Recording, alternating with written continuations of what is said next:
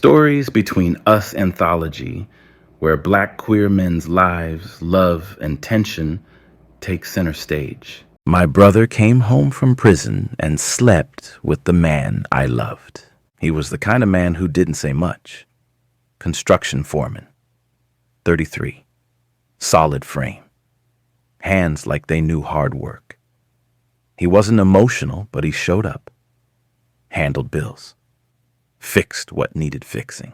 And loved his boyfriend in the only language he knew. Quiet care. Small gestures. Doing the work without asking for thanks. His boyfriend was different. Soft around the edges. Quick to light candles. Quick to ask how your day was. He worked remote, kept the place warm, in smell, in sound, in spirit. 3 years in, 2 of them living together. They weren't flashy, but they worked.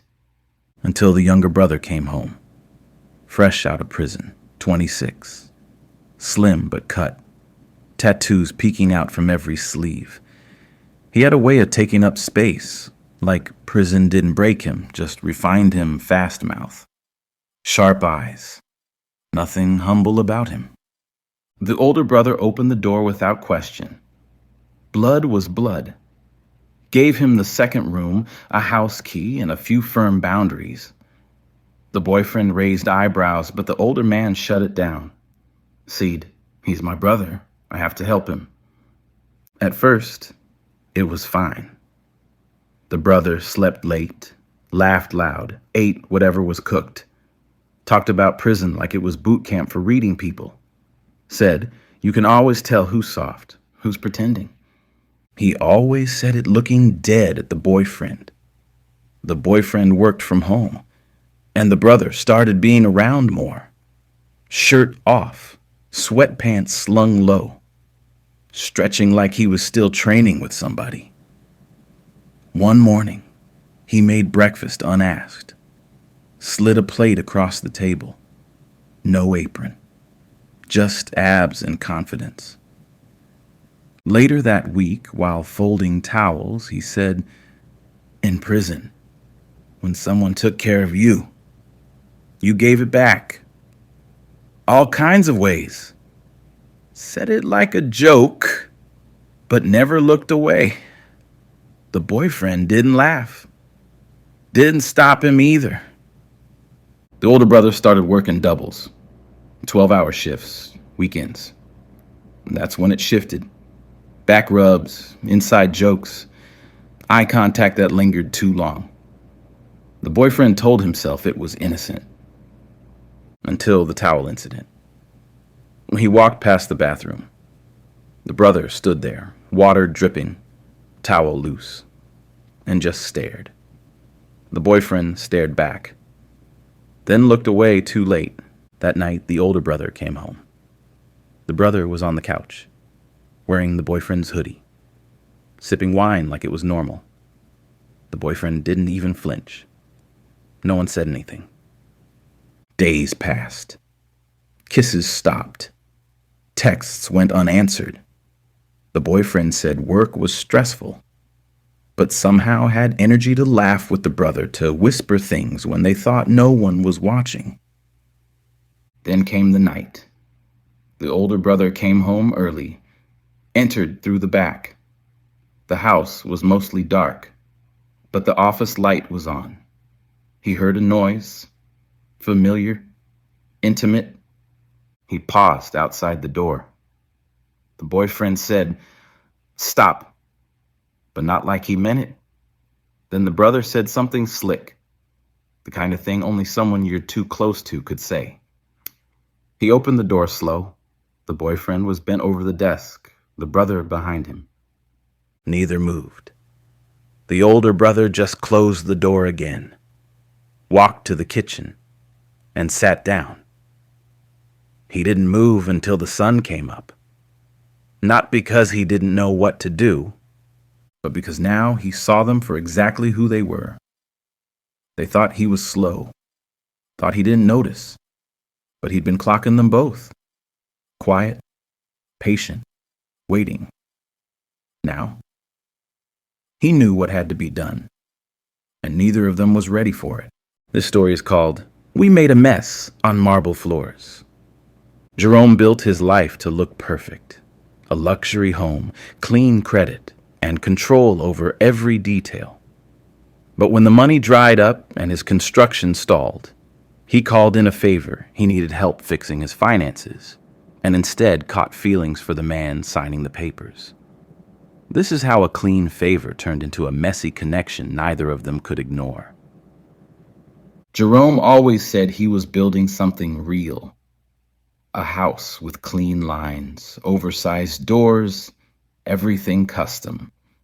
In Miami, it was easy to fake like you had money. Good lighting, a button-down, and a half-finished home with high ceilings. But under the surface, he was drowning. Credit maxed, builder delays, loan paperwork waiting on one final thing, a clean signature. That's why DJ was standing in his kitchen, shirtless, fresh from the gym. Tank balled in one hand, basketball shorts hanging low. Jerome had asked for a favor. One signature, no questions, DJ had agreed. But now, with the paperwork on the counter and the tension thick in the room, it didn't feel like just business anymore. The envelope sat untouched between them. Jerome had pushed it across the marble counter with a calm hand, but his wrist trembled once before he steadied it. DJ didn't touch it. His eyes stayed on Jerome, scanning him like he was waiting to see who would fold first. Jerome tried to hold the upper hand. Dress shirt crisp, gold bracelet just loose enough to suggest control. But his chest was tight. DJ's presence had that effect. It wasn't just the body. It was the way he moved, slow and confident, like he'd already seen this play out before. Outside, waves broke against the seawall. Inside, Jerome adjusted his collar and told himself to stay focused. DJ leaned into the counter, casual but close. His arms flexed, and Jerome's eyes dropped before he could stop himself. There was too much heat in the room, and the air conditioning unit wasn't cutting it. Jerome mentioned the contract again, tried to keep his voice even. DJ didn't respond right away. Instead, he looked at the marble, then at Jerome's hand on the pen, and finally at the phone buzzing on the counter beside them. Elijah's name flashed across the screen. Neither of them moved. That was the moment everything shifted. Jerome told himself to stick to the plan. Ask for the signature, close the file, move on. But DJ stepped forward just enough to close the space. His chest brushed Jerome's knuckles as he reached for the pen, then stopped. Jerome inhaled. DJ didn't speak. His hand stayed near Jerome's, steady and warm, fingers grazing skin. There was no hesitation in his touch. No question about what it meant. The pen rolled off the counter and hit the floor. Neither of them moved to pick it up. Jerome's shirt clung to his back, sweat running slow beneath the fabric. DJ didn't break eye contact. He leaned in, not to kiss, not to test, just to let Jerome feel the heat between them. Their breathing wasn't in sync anymore. DJ's chest rose slower, heavier. Jerome looked down, then back up, still trying to pretend like this wasn't happening. Then he grabbed DJ's neck and pulled him in. It wasn't soft. It wasn't experimental. It was months of tension collapsing all at once. DJ didn't resist. His hand slid up Jerome's back, fingers spreading, anchoring him against the counter. Their bodies collided like they'd done this before. DJ lifted Jerome halfway onto the marble. Jerome wrapped his legs around his waist. They didn't speak. There was no music, no lights dimmed. Just heavy breathing, damp skin, and a kitchen that still smelled like sawdust and cedar oil. It was quick, messy, intentional, enough to ruin everything and fix nothing. After, DJ cleaned up. He found the pen on the floor, signed the contract without hesitation, and placed it neatly beside the envelope. Jerome was still buttoning his shirt when DJ stepped away. He didn't say anything. He didn't take the folder. He just stood there long enough to make Jerome feel the weight of what they had done, while the ocean outside kept moving like nothing happened. This story is called He Couldn't Say, I Do, because he was in love with the best man. The night before the wedding, one groom confessed what he should have said years ago. He was in love with his best man. What unfolded the next day wasn't just cold feet, it was a full stop. The suite smelled like cologne and cold air. 2 tuxedo jackets hung side by side near the window, city lights flickering against the glass. The groom sat alone on the couch, tie unfastened, undershirt clinging to his chest. The ring box was open in his hand. The best man leaned against the wall by the minibar, one foot resting against it, sleeves rolled up. Neither man spoke for a long stretch. It was the kind of silence that felt lived in, like it had waited years to take up space between them. The groom finally broke it, not with a declaration, but a question about playing a role for too long. He didn't need a response. He knew what he was feeling. He said it quietly, that he wasn't nervous about the wedding. He was nervous about the man standing next to him. The best man looked away, jaw tight. His posture shifted. He crossed his arms, uncrossed them, adjusted his stance like he couldn't get comfortable in the truth now out between them. The groom went on.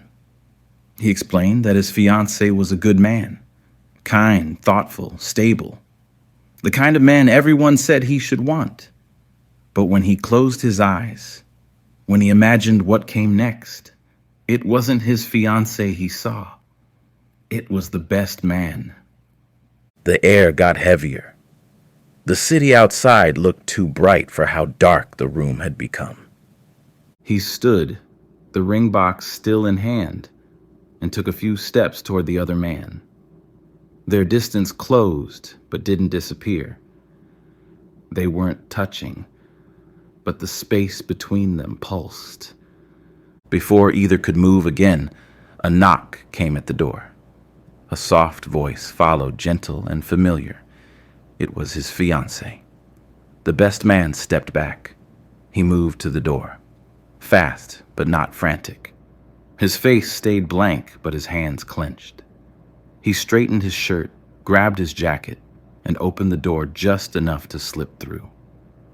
The groom stayed behind, silent. He didn't turn around. Not when the door closed. Not when the hallway went quiet. The next day, the church filled with guests. White flowers, soft music, cameras catching every detail. The groom stood at the altar, hands clenched behind his back. His fiancée smiled across from him, radiant, expectant. The best man stood just behind, face unreadable, shoulders tight. The pastor spoke of love and truth. Then he asked the question no one thought would matter. If anyone objected, now was the time to speak. The best man stepped forward. The room shifted. Phones dropped. Gasps followed. He said he couldn't let the groom say yes, that it wouldn't be fair. That part of the groom's heart had always been his. He said it wasn't about ruining anything, it was about telling the truth. The groom didn't move. His fiancée did. He stepped back, face breaking in slow motion. The best man turned, started walking. The groom reached out, brushed his fingers once, then let go.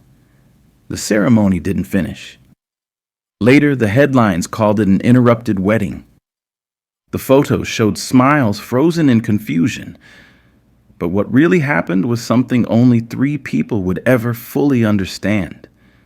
The truth showed up, late but loud. And in that church, love finally spoke without permission. Before the bakery opened its doors, Noah only meant to stop in for the article he was secretly writing. What he found was Evan, the man behind the counter, the quiet lust that changed his plans. One was chasing a deadline, the other building a dream. What started as research turned into something real, until one article threatened to pull them apart. This is Soft Launch, a bakery love story. Chapter 1. The First Taste. The scent of sugar and brown butter hit before the door even closed. Noah paused on the threshold, blinking against the light spilling across the bakery floor. It was all new. Gleaming marble counters, brushed brass handles, half-unpacked boxes stacked by the window. A soft jazz track murmured from a speaker near the espresso machine. The kind of song meant for late afternoons when the world felt half-finished. He told himself he was here for work, to preview the space before its grand opening, to take quiet notes for the blog. No one knew he wrote, but his eyes landed on the man behind the counter before he could reach for his phone. Evan moved with an ease that didn't match the chaos around him. He wore a short-sleeved shirt rolled high on his arms, an apron tied loose at his waist, flour dusted on one shoulder like it belonged there. He was humming, low, distracted, while icing a tray of pastries. Noah found himself watching too long. Evan noticed, eventually. A half smile, not quite invitation, not quite dismissal. Noah nodded, the polite kind, the one that pretends not to mean anything. He crossed to the counter, pretending to look at the display case. Only half the shelves were filled. A few test croissants, some tart shells, a row of cookies that looked deliberately imperfect. Evan set down the spatula and wiped his hands, the towel catching on his forearm. His movements were unhurried, the kind that said he'd been doing this long enough not to rush for anyone. Noah leaned closer to the glass, pretending to study the food, but really watching the reflection of the man behind it. Outside, cars rolled by on the wet street. The rain had just ended, leaving the sidewalk shiny and new, the air smelling faintly of yeast and pavement. Inside, the oven's hum filled the silence. Evan reached for a tray, sliding it toward him. A test batch, steam lifting in small, invisible waves. Noah nodded again, still acting like this was research, but his pulse had other plans. He tore off a small piece, tasting it before he could overthink. Butter, salt, and something sweet he couldn't name. Evan was watching him now, arms folded, waiting for a reaction. Noah took another bite, slower this time, then set it down, pretending it was analysis, not appetite. He murmured something polite to himself, something about balance, texture, the caramel edge, but it stayed in his chest instead of reaching his mouth. He didn't need to speak. The look between them said enough. By the time Noah left, he'd forgotten to take a single photo, and Evan, standing behind the counter, watched him linger on the sidewalk before walking away, like someone already planning to return. Chapter 2. The Storm. It was raining again. 2 days later this time, harder, sharper, the kind that blurred everything behind the window. Noah came back under the excuse of checking on the progress before the grand opening. He told himself it was professional, that the bakery's soft launch would make a great feature for his blog, that maybe this could be his best story yet. But the truth was simpler. He wanted to see if he still felt the same way about the man behind the counter. The door chimed softly when he entered. Evan was there again, sleeves rolled higher, curls damp from the steam rising off the sink. He didn't look surprised this time, just nodded, then went back to wiping down a tray. The air smelled of coffee grounds and sugar glaze. The floor still had that just cleaned shine. The storm outside made the space feel smaller, tighter, like everything had drawn closer to keep warm. Noah found a stool by the counter, pretending to scroll his phone while actually watching Evan test a new batter. The motion was hypnotic. Pour, fold, taste, adjust. Like music, but quieter. Evan leaned on the counter, checking the clock. His apron hung loose now, one tie sliding off his hip. The shirt beneath was damp from the heat, chest broad, shoulders rolled back, arms thick and steady from long hours in the kitchen. His skin caught the light, that deep cocoa glow that made everything around it look softer. Noah felt his throat go dry. The sight hit him, not just attraction, but something he didn't want to name. He watched the curve of Evan's forearm as he reached for the tray, the easy balance of muscle and calm. It was too much detail for someone trying to hold himself back. Evan turned back toward him, sliding a pastry across the counter. Noah took a bite. The sugar hit sharp and warm, dissolving before he could swallow. When he looked up, Evan was watching him, eyes steady, locked on him like he was the only thing left worth looking at. The space between them shrank until Noah could feel the warmth off his skin, smell the faint mix of vanilla and heat. Noah's hand found the edge of the counter. Evan's rested beside it. Their fingers close. Evan's eyes flicked down once, then up again. Noah didn't think, he just leaned in. The kiss landed slowly. Their lips met gently. Then again, firmer this time, a pull that deepened, testing if what they felt held past the surface. Evan's hand found Noah's jaw, steady and sure, thumb brushing the corner of his mouth. Noah leaned closer, tasting warmth, tasting skin, letting himself stay there longer than he should have. Outside, thunder cracked hard enough to shake the glass. Lightning flashed white against the window. Inside, everything went still.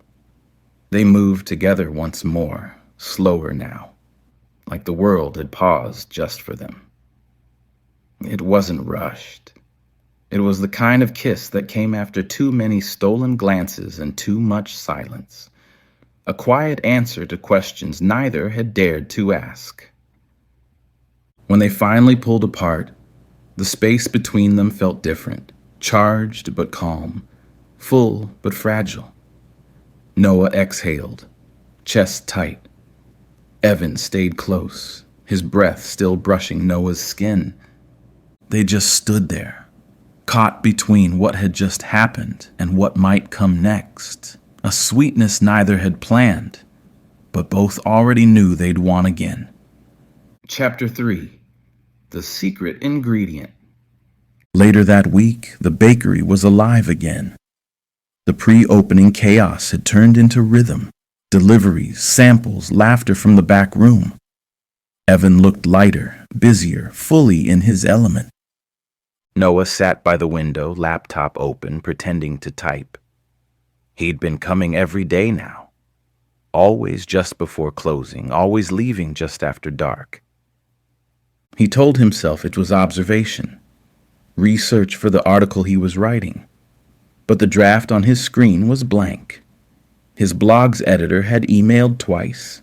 Where's the bakery feature? Deadline's approaching. Need that draft today. Noah ignored all the emails. He hadn't told Evan who he was. Not exactly. He'd said he worked in media, which wasn't a lie but wasn't the truth either. The review was supposed to be anonymous anyway. Still, guilt sat in his chest like unbaked dough. Evan brought him another cup of coffee, dark roast, heavy on aroma, and leaned against the counter nearby. Noah could feel his presence before he looked up. The sun was setting behind them, painting the windows with gold. Flour hung in the air like dust caught in light. Evan was laughing with someone in the back, a friend or a cousin helping with setup. Noah typed a line just to look busy, then deleted it. Outside, the streetlights flickered on. The bakery felt sealed off from the world. A small, glowing box of sugar and sound. Evan walked back toward him, drying his hands, and reached for a tray of test muffins. Noah noticed the callus near his thumb, the way his wrist flexed when he lifted the pan. The closeness was starting to ache. He wanted to tell him everything about the blog, the assignment, the lie, but the words stayed stuck somewhere between his throat and his chest. A delivery truck honked outside, breaking the thought. Evan stepped past him to sign the delivery slip. The smell of rain and coffee lingered. Noah stared at the screen again. By the time Evan came back, Noah had closed the laptop. He leaned on the counter, heart already moving faster than his words could catch. Evan stood beside him, forearms bare, head tilted like he was waiting to be seen. Noah let out a breath he didn't realize he was holding. He said he'd been thinking about that kiss, about how it hadn't left his head since it happened, about how he didn't expect to walk into this place and meet someone who felt this easy to want. Evan smiled. He said he'd been thinking about it too, that he hadn't stopped replaying it since the storm. Then a voice came from the back. Casual, unaware, slicing through their conversation. Someone was laughing, saying Evan's name, telling him to look at something on his phone. Evan wiped his hands on a towel, still smiling as he reached for the phone on the counter. The light from the phone caught Evan's face as he scrolled. The smile disappeared. His brow creased.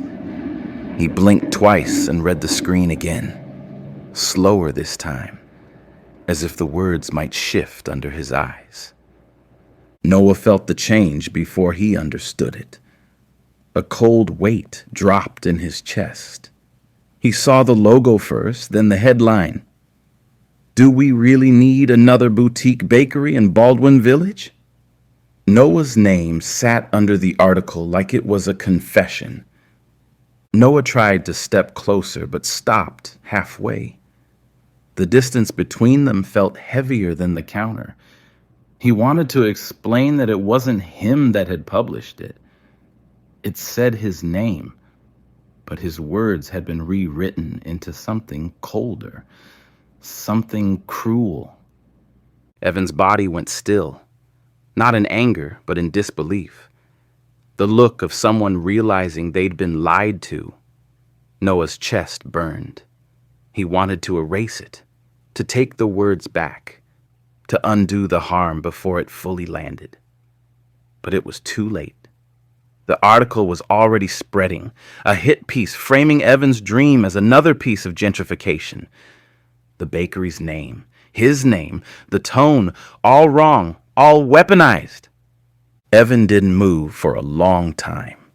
He just stared down at the counter, the glow from the phone lighting the edge of his face. He looked older suddenly, not in years, but in the weight of disappointment. Chapter 4. Soft Launch. The next evening, the bakery buzzed. Not with customers yet, but with energy. The soft launch crowd had come early. Friends, neighbors, a few local writers. Evan was moving fast, smiling at everyone but slower when his eyes found Noah. Noah stood near the back, hands buried in his pockets, pretending to help arrange napkins. The review had made it to every local feed. The city's most promising new bakery. A secret gem discovered early. A space built on warmth and quiet perfection. Evan's name was everywhere. Noah's article was, too.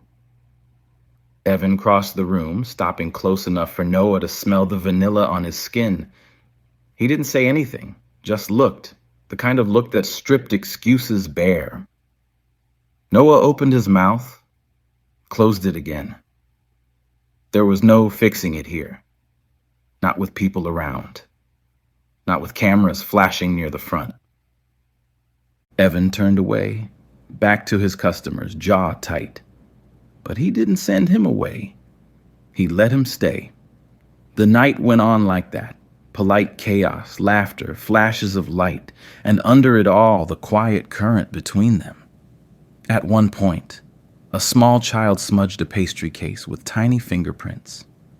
Evan crouched to clean it, and Noah instinctively bent to help. Their hands met on the cloth. Both paused. By closing time, the crowd had slowed down. The music faded to soft instrumentals. Empty cups lined the counter. Evan locked the door behind the last guest and leaned against it, exhaling. Noah waited, not sure if he should stay. The silence between them was heavy with things they weren't ready to unpack. Evan moved behind the counter, untied his apron, and set it down. He wiped the surface slowly, avoiding eye contact. Noah stepped forward, then stopped himself. There was nothing left to hide, so he said what he should have said days ago. He told Evan the article wasn't his, that his editor had pushed it out under his name, twisting his words, his tone, everything. He said he'd tried to fix it, but by the time he could, it had already spread. Evan listened quietly, eyes still guarded but softer now. He admitted it had hurt, mostly because he thought what they had was real. For a moment, they both stood there, the truth finally settling between them. Noah took a slow breath, then said he was done with the job. He couldn't stay at a place that turned stories into weapons. Not after this. Evan studied him for a long second before the corner of his mouth lifted. Not quite a smile, but close enough. Evan wiped his hands on his apron, glancing around at the quiet mess of closing time.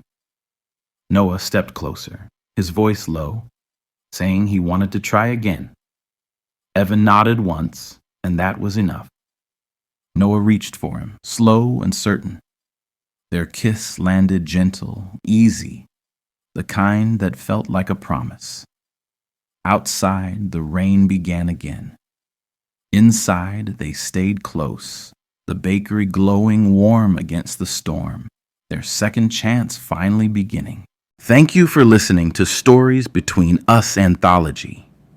You can find every episode on YouTube, Spotify, and Apple Podcasts. Rate the show and leave a comment. It helps more people find us.